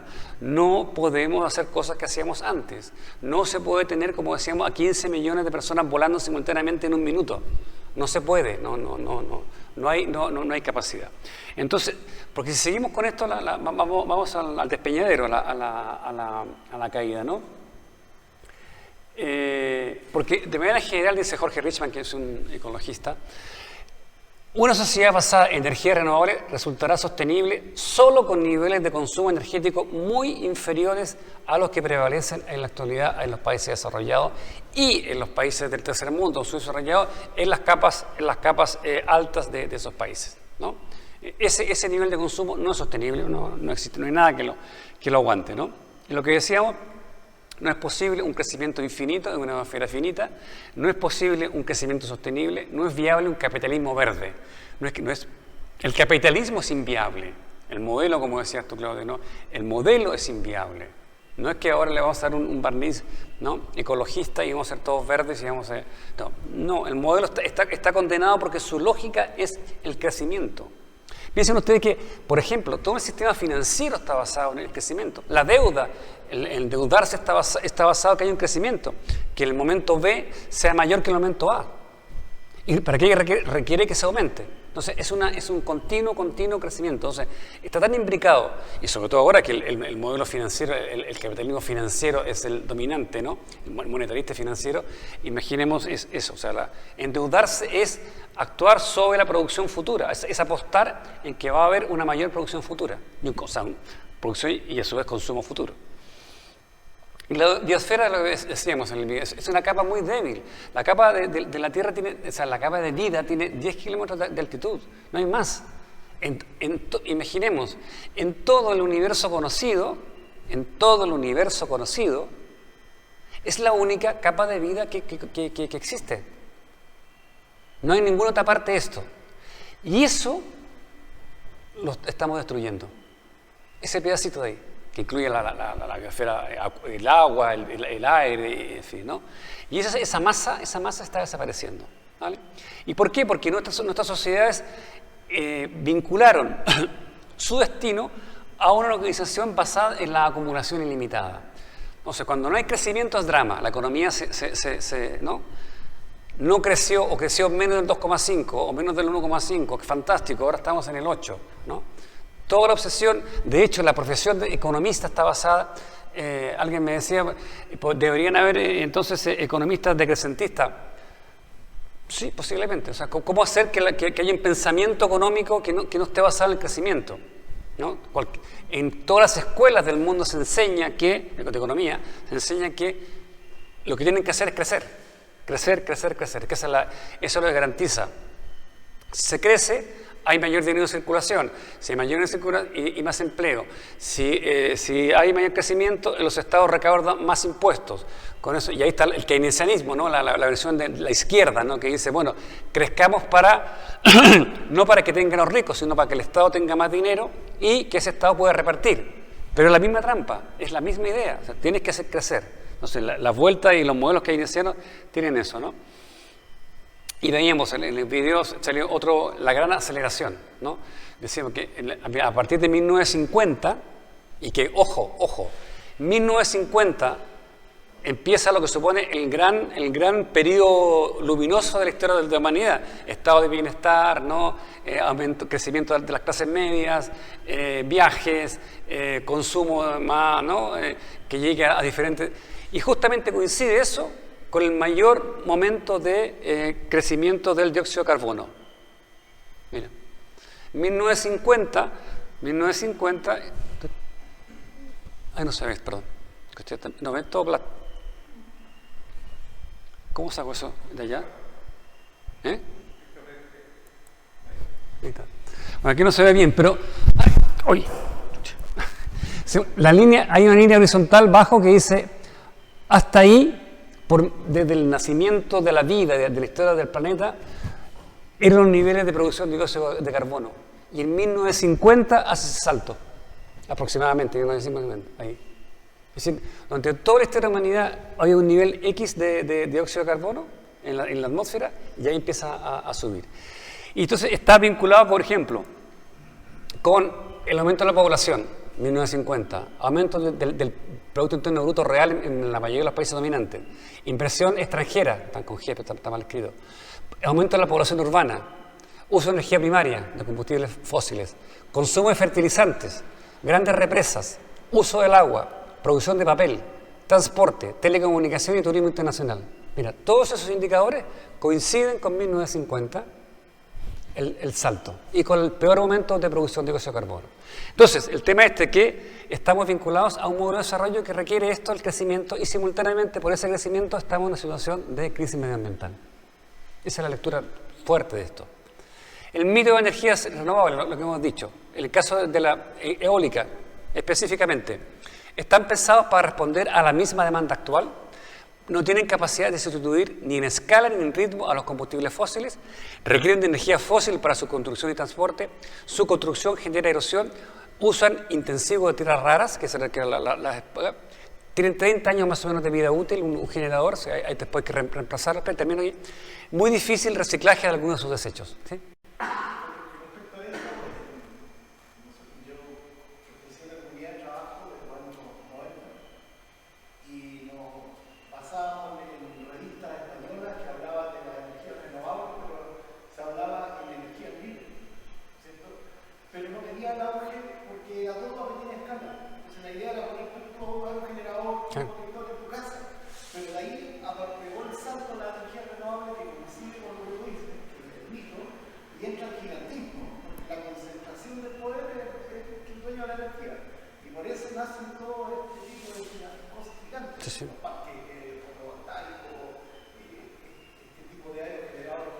Sí. Y además hay un tema que es un gran tema, ¿no?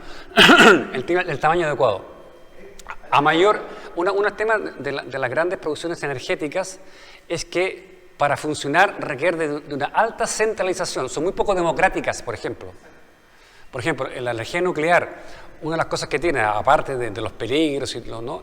es que es una estructura hiperrígida porque tiene que ser muy vigilada. Es muy poco democrática, o sea, es altamente jerarquizada, con controles, o sea, es un tipo de energía muy poco ciudadana, en que uno primero no tiene ni idea de lo que está pasando adentro, entonces, y genera, y las posibilidades de a partir de eso, de que sea controlado por pocas manos es muy alta. ¿Vale? Entonces, la propuesta nuestra es de crecimiento, ¿no? Es que es imposible no pensar en un modelo de vida si no tiene algún componente de crecer, de quitar tamaño, ¿no? Y ahí dice la frase, y por eso que nosotros hablamos, en vez de desarrollo sostenible, hablamos de crecimiento sostenible. Es decir, cómo sostener un decrecimiento, que sabemos que es como decía un político español, con decrecimiento no se ganan elecciones, evidentemente, va a ser muy difícil que un partido político diga vamos a decrecer, en fin, es muy complicado eso, ¿no? Pero ¿cómo hacer para que exista una forma que nos permita ir reduciendo estos consumos y esta producción y alterar y adecuarlo a las posibilidades que tenemos, no a lo que no tenemos, no a la deuda, sino que adecuemos a lo que tenemos, ¿no? Entonces, el único crecimiento sostenible es el decrecimiento, ¿no? Esa es una pancarta, ¿no? El decrecimiento propone una equidad sin crecimiento. ¿Se acuerdan? Aquí al revés, fue durante crecimiento con equidad, ¿no? Que el famoso eslogan del gobierno de Lago, no sé, de la primera concentración, ¿no? De un para adelante. Pero eso es una frase también de la CEPAL también, esto venía de ahí. El tema era, hay que crecer, la idea del famoso, el chorreo, ¿no? O sea, si crecemos, se va a poder hacer. Eso no, es inviable. Primero no funcionó, y segundo, no funcionó económicamente. Pero tampoco es que funcione ecológicamente eso. Esas son dos razones que están ahí, ¿no? Eso, el burbujeo. Nunca llega.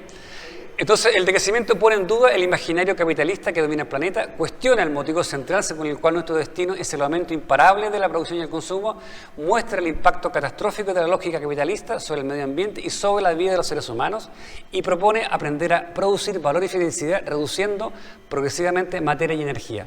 Es una quimera, es un sueño, pero es la propuesta. O sea, sabemos que es complicadísimo, sabemos que es muy difícil y sabemos que hay grandes masas de la población que no quieren esto.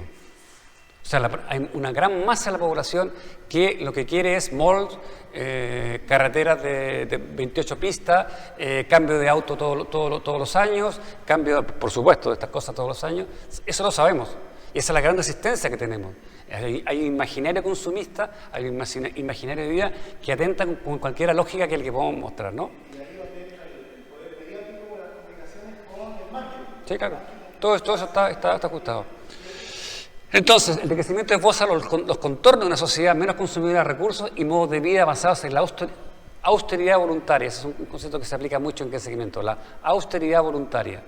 Proponerse una vida más frugal, una vida con menos consumismo, ¿no? Y una convivencia y una ética de los cuidados. Lo comunitario, voy a acelerar un poquito. ¿Qué entendemos como lo comunitario? Hay muchas, 25.000 formas de definir lo comunitario, ¿no? Para mí, fundamentalmente, tiene que ver con lo común y lo comunitario. O sea, donde tiene la misma base, ¿no? El prefijo común, comunitario, lo mismo, ¿no? Y lo común, lo comunitario, es aquello en lo que se tiene parte, es decir, en lo que uno se involucra. Yo me involucro, me motivo en ese espacio común comunitario. De lo que se forma parte, yo soy un miembro, un participante de ese conjunto, pequeño, más grande, yo participo de eso. Y lo que se comparte, ¿no? Poner en común. Entonces yo me involucro, yo participo y yo comparto. Básicamente esa es la lógica de lo comunitario y de lo común. Los tamaños, la forma, puede ser una junta de vecinos, un club de rayuela, un grupo de rock, un grupo de ayuda al drogadicto, un huerto comunitario en producción, un grupo de consumo. O sea, las formas son múltiples, un tema de inventiva, ¿no? Y la comunidad es política por esencia porque tiene que tomar decisiones acerca de sus modos de vida. Lo comunitario, las comunidades, lo común es político, en el sentido, ¿no? de que hay que de argumentar, decidir, hacer cosas, ¿no? Toda comunidad tiene una fuerza, lo que vimos, ¿te acuerdas con nuestro amigo boliviano, ¿no? Toda comunidad tiene una energía, una fuerza originaria, una voluntad de vida, de existir, de permanecer, de imaginar, de crear. Tiene una potencia, como decían los latinos, ¿no? Y además tiene una necesidad tiene que organizarse, elegir cosas, elegir recursos, formar para hacer sus proyectos. Es decir, tiene potestas, poder. Entonces, en una comunidad hay que distinguir dos cosas. Una, la potencia, ¿no? Que es la capacidad creadora, imaginativa, y otra cosa es el poder para poder hacer esas cosas. Y ese poder en un espacio comunitario tiene características distintas al espacio, entre comillas, mayor. Es no jerarquizado, es horizontal, o por lo menos tiende a lo horizontal, tiende a lo no jerarquizado, tiende al compartir, tiende, ¿no? Porque no queremos ni santificar, ni divinizar, ni pensar que la comunidad es la maravilla. Hay una tendencia. Y lo que fantástico, la frase de atrás dice: por acuerdo de las autoridades locales y municipales autónomas, se prohíbe transitar vehículos ilegales y la siembra de drogas y asaltos. Los asaltos en esa comunidad están prohibidos. ¿No? Está usted en territorio zapatista en rebeldía. Aquí manda el pueblo y el gobierno obedece, ¿no? Es una definición muy fantástica, ¿no? Bueno, eso otra vez lo contaba, o sea, en la historia de la sociología, ¿no? Se hacía la gran diferencia entre comunidad y sociedad. Se definía como que, primero se definía de una forma de progreso. La comunidad era la cosa primitiva, era lo simple, casi lo simplón, ¿no?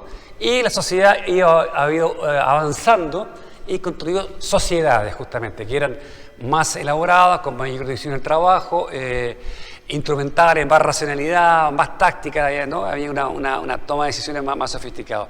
Pero en el fondo ha pasado que lo que estamos comprobando es que no. O sea, mira dónde nos llevó lo que hablamos, esta hiperracionalidad de la sociedad, nos está llevando al desastre, ¿no? Entonces hay que decir, ojo, A lo mejor, o sea, las comunidades no estaban tan equivocadas. Cuando las comunidades decían queremos lo pequeño, queremos lo local, queremos consumo menor, no estaban tan equivocadas entonces, porque mira lo que pasó con el desarrollo de las grandes sociedades, ¿no?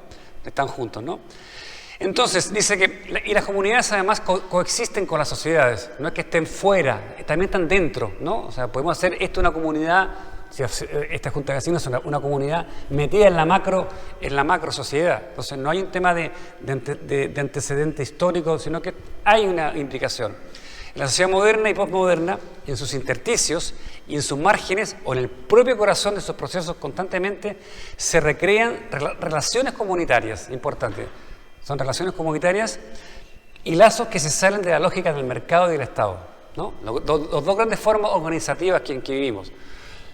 El mercado, que tiene con su particularismo, cada individuo es un consumidor individual que elige, racional y que a partir de su voluntad puede decidir, es el mundo del mercado, o el Estado que dice, no, a todos por igual, aquí la ley es de aplicación universal, en fin, tiene la cosa positiva, ¿no? De que efectivamente los derechos universales, tiene la cosa negativa de la uniformidad, ¿no? Que no sea todo homogéneo y no sea todo que somos clónicos.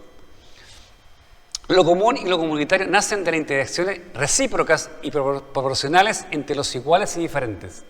Nos interactuamos y tenemos que tender a que nuestras interacciones sean recíprocas, que si yo actúo contigo, tú actúas conmigo, ¿no? Que haya una reciprocidad, que haya proporcionalidad, es decir, que mantengamos todos una cierta misma cantidad de interacciones, de participaciones, ¿no? Y entre gente que somos iguales en derechos y en condición humana, y todo, pero muy diversos, ¿no? En la igualdad dentro de la diferencia o la diferencia dentro de la igualdad. Insisto, las tendencias de lo comunitario. Y por eso yo esbozo esto porque de este lugar tenemos que, si decíamos anteriormente que las posibilidades de supervivencia, de emancipación en este contexto tienen que ver con lo comunitario, bueno, esos son los rasgos de lo comunitario que nos permitirían salir de la situación en que nos encontramos.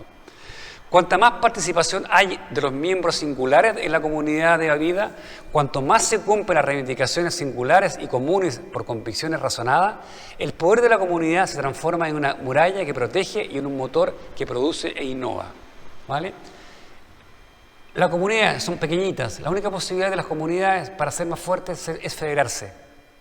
El principio federativo, que es un viejo principio político, que es la fuerza de los débiles. Si yo estoy poquito, chiquitito, pero si yo me junto con otros chiquititos, hacemos un gran deschiquitismos, de alguna forma, ¿no? Es lo que decíamos, las inmensas minorías. Es la única posibilidad frente a los megapoderes y no quedarnos en lo liliputiense, la posibilidad es la federación, que es un gran invento, ya está. Adolfo, yo creo que es importante aquí destacar que la confederación, a diferencia de ese modelo de sociedad global del siglo XIX, no cambia en los chiquitos, o sea, no cambia pueden ser muchas comunidades, pero cada una Eso. conserva su identidad. Y tiene que ver con esto, mira. Unas características, la autosuficiencia.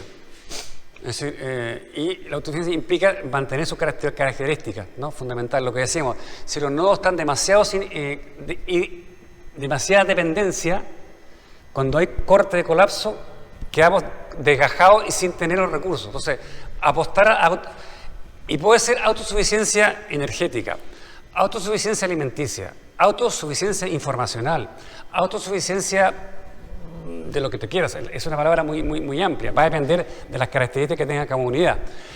La reducción de tamaño es evidente. O sea, los gigantismos son los que requieren alto consumo energético.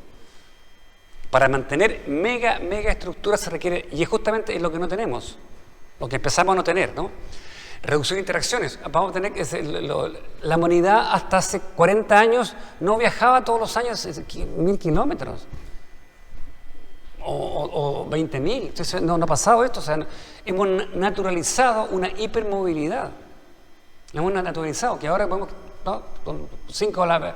Hay gente que viaja, no sé, todos los años. En Europa con los famosos low cost. O sea, en Europa, mi hija, por ejemplo, viajaba y tomaba vacaciones en Praga porque era más barato ir a Praga que ir a Mallorca.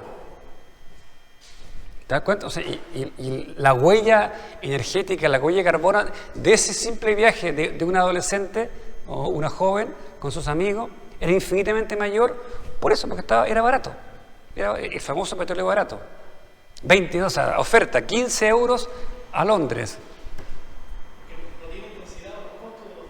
No, claro, por eso, claro que sí. No está, claro que sí. Aumenta la capacidad operativa y significa reducción de biodiversidad. Biorregión. Biorregión es un concepto muy, muy importante que hay que empezar a trabajar. Y aquí lo define uno de los que inventaron esta cosa. ¿Qué es una biorregión? Es un territorio de agua y suelo cuyos límites son definidos por los límites geográficos de comunidades humanas y sistemas ecológicos. O sea, no tiene que ver con la división administrativa, no tiene que ver con los estados. Las bioregiones pueden pasar de un lado a otro. Nosotros, por ejemplo, en la zona central de Chile, tenemos una bioregión común con Mendoza. De hecho, son las dos zonas productoras de vino por alguna razón, ¿no? Por eso. Hay una bioregión que es común en la Patagonia, es evidente. Y debería ser mucho más lógico que los intercambios, los vínculos económicos, en fin, fueran con las bioregiones. Tal área debe ser suficientemente amplia para mantener la integridad de las comunidades biológicas, ¿no? Porque es demasiado chico también, reduce biodiversidad, evidentemente. Hábitats y ecosistemas de la región. Sostener procesos ecológicos esenciales, tales como los ciclos de nutrientes y residuos, migración y flujo. Satisfacer los requerimientos de territorio para especies clave. E incluir las comunidades humanas en el manejo, uso y comprensión de los recursos biológicos. Así, tiene que haber una toma de conciencia de dónde estás. Saber dónde estás. Tenemos que saber qué corresponde a esto. Esto es el secano de no sé qué. Yo vivo ya en Tunquén, el secano costero. ¿Vale? ¿Cuáles son las características del secano costero? Aprender el tema de la pluviosidad, saber qué tipo de especies crecen y no crecen. En Tunquén la gente planta que la saca de Santiago o la importa no sé dónde. Se mueren todas. Todas se mueren. Entonces yo siempre les digo, mira, observa, ¿qué es lo que hay aquí? Matorrales. En Tunquén, toda la costa de Quisco, Algarrobo, son matorrales. ¿Cuáles son las especies? Hay 5 especies. Litre, boldo, que ya hay en algunos que ya hay en las quebradas. Fuera de los matorrales no crece nada. Está matorral, seco, matorral. ¿Por qué? Porque son son comunidades biológicas que se ayudan mutuamente. Crecen acompañadas. Las raíces están todas comunicadas. Se dan sombra entre ellas. Cuando le falta agua alguna, baja y la otra crece más y le da sombra. Los conejos viven abajo y se resguardan ahí, porque los zorros no dan vuelta y te meten a los conejos. Yo lo he visto. El zorro persiguiendo un conejo y el conejo se mete ahí y el zorro queda fuera. ¿Ya? Entonces eso es un tipo de observar tu espacio de vida. ¿Ah?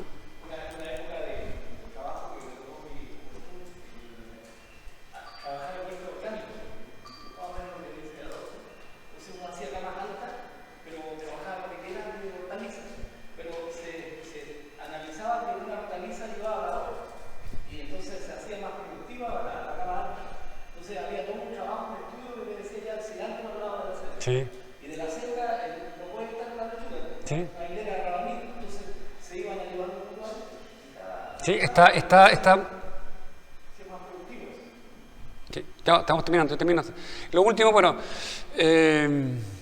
siguiendo con la abundancia, hay el instituto, ¿cómo se llama? Centro de Resiliencia de Estocolmo, que es una gente que estudia justamente ellos definieron, y eso lo pongo porque es importante saberlo.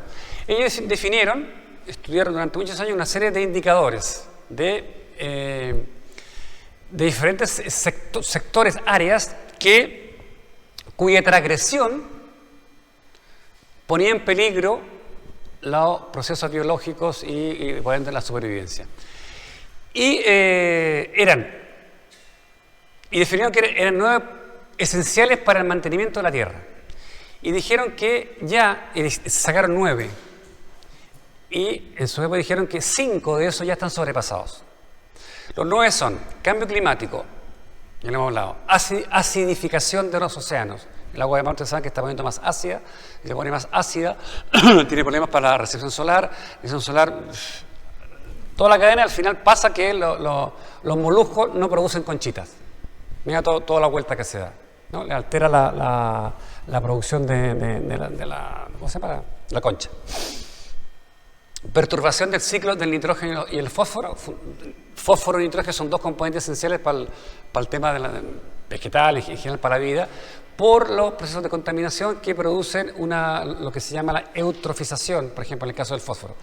Los fertilizantes en la agricultura industrial, ¿no? En los ríos lo van lavando y va cayendo al mar. Y eso produce un exceso de fósforo. El exceso de fósforo produce el aumento de algunas algas que tienen comida así como locas, ¿no? Y tapan zonas enteras, ríos, mares, desembocaduras, ¿no? Uso de agua dulce, ya sabemos que por uso y por contaminación de los acuíferos. Cambio en el uso del suelo, la deforestación, se ha cambiado el tipo de cubierta vegetal, pérdida de biodiversidad, carga atmosférica de aerosoles. En el medio ambiente hay un montón de partículas de mucho tipo. Y aparte el dióxido de carbono hay otras muchas más que están apareciendo y se están descubriendo que están alterando la composición y la contaminación química, o sea, en ríos, mares, en fin. Ellos dicen que el cambio climático, perturbación del ciclo de nitrógeno y fósforo, cambios en el uso del suelo por deforestación y pérdida de biodiversidad, ya pasaron umbrales críticos. ¿Ya? No es ellos no dicen que necesariamente va a desaparecer, dice que ya no hay un umbral que ya es complicado empezar a saber qué puede pasar. Entonces ellos advierten, dice, intentemos volverlo atrás y evitar que los otros aumenten. Chile creo que tiene uno más. No recuerdo cuál era. Tenemos uno más o dos más que la media mundial. No sé si era por el agua, creo que el agua y contaminación, creo que es la que tiene más metido Chile, en particular. Lo que está pasando es la desalinación del agua de mar. Sí, claro. Están usando para el minero, para el oro, ocupando el agua del mar para poner el agua dulce, pero están provocando un caos ecológico, ¿no? Dos cosas, pasa siempre. El gasto energético, que tienes que meter petróleo porque son altamente intensivas, y luego tiran al mar una salmuera. Viene filtrado todo eso y el problema es que tiran salmuera de vuelta y lo que hacen es salar el entorno de las plantas y no hay vida, matan toda la vida. Algo parecido pasa con los salmones, ¿no? con los alimentos que se pudren. ¿Qué hacer? ¿Podemos evitar el colapso? No, el colapso con alta probabilidad no podemos evitar. Esa es la lectura nuestra, no podemos evitar el colapso. En la medida que no podremos paliar el descenso de energía disponible y otros factores asociados a la situación termoindustrial. Y muchos de los procesos derivados del cambio climático son ya irreversibles. Hay muchas cosas que ya no podemos volver atrás. Y con menos energía no se puede mantener la complejidad social actual y sus exigencias de producción y consumo. El crecimiento económico, condición del capitalismo, es función del consumo de energía. Solo caben estrategias de adaptación, sobrevivencia y resiliencia. Y lo primero que hay que hacer para salir del pozo es dejar de excavar. Es un proverbio chino. Es decir, no podemos seguir mintiéndonos que aumento la producción y el consumo nos va a producir, es que es posible hacerlo dentro de un modelo verde. Eso, escenario, lo último, posibles. Espera de una tecnología mágica, confianza en la capacidad del capitalismo de transformarse en un capitalismo verde, sería la idea de la sostenibilidad, eso es lo que apuestan la gran mayoría. Un escenario 2, competencia por recursos, guerras, crisis económica, catástrofes ambientales encadenadas y alguna forma de ecofascismo, es decir, algún tipo de ecologismo que, basada en la idea de la pertenencia y propiedad de la tierra, diga, esto es mío, defendámonos de los que vienen de afuera, y el de afuera puede ser el extranjero o puede ser el vecino, o sea, el dentro afuera es muy relativo. Escenario 3, la salida individualista, construcción de búnkeres, botes salvavidas, se llama eso, ¿no? Irnos con la familia, con, no sé, cuatro gatos en la montaña, hacemos ahí, guardamos alimentos durante, ¿no? Resistir 20 años, son los ¿cómo se llaman? Los prepares, ¿no? Todos estos que están. Esa es una posibilidad, es el individualismo resiliente. Y otra posibilidad, apostar por esto, o sea, una adaptación colectiva a un suministro energético declinante, iniciar formas de cooperación, conservar, hacia una sociedad más austera, decrecer, descentralizar, descomplejizar. Esa sería las propuestas de una vía comunitarista, decrecentista. Los pueblos, ¿usted conoce lo que se llaman los transition towns? ¿Pueblo en transición? ¿No? Es un movimiento inglés que, después está la ecoaldeas. Es un movimiento inglés que ya, un grupo de gente que vive en un pueblo, en un pueblito, y empieza ya a cambiar la forma de vida del pueblo. Los temas energéticos, temas de consumo, temas de circulación, temas de educación, y se hacen cada vez más autosuficientes. Revísenlo. Pueblos en transición o transition towns, ¿no? Es un movimiento inglés. Eso. Termino con eso.